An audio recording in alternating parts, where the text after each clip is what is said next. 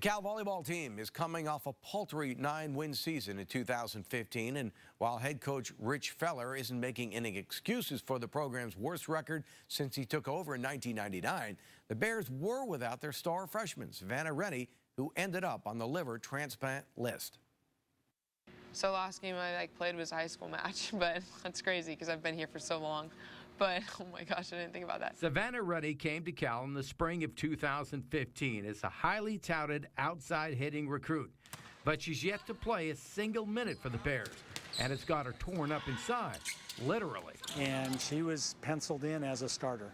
But Rennie got sick before the Bears' 2015 season ever started.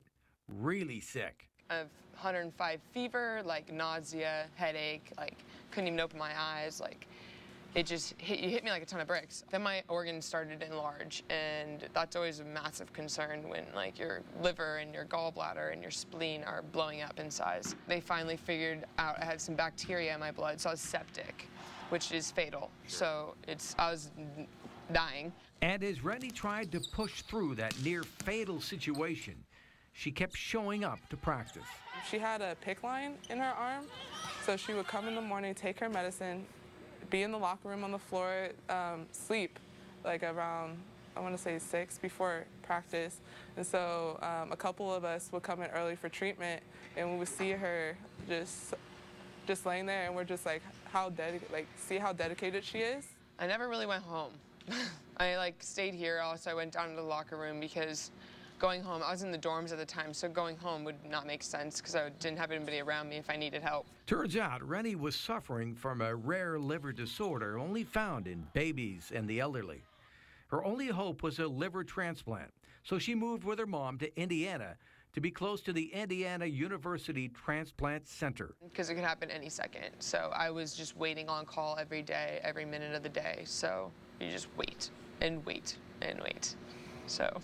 She was on the waiting list for 2 months. At one point, she turned down a liver in favor of one from a younger donor. She says she doesn't know the donor and doesn't intend on pursuing the family anytime soon. That person did pass away, and I do know the person was young, so that's very difficult on a family. So I'm gonna wait. It's only been 4 months. I definitely need to wait. This family's still grieving. For now, Rennie is getting settled back at Cal. And just 4 months after the transplant surgery, she was back practicing full throttle with her teammates.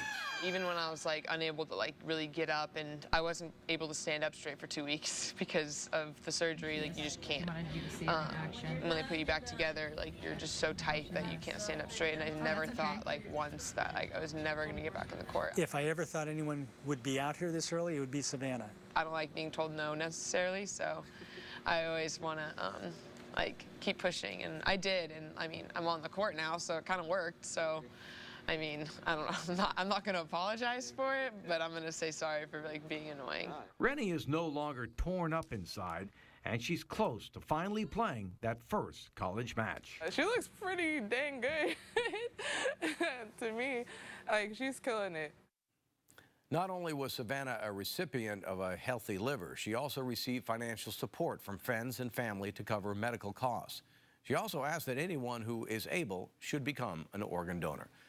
We'll wrap it up on Game Day in just a moment.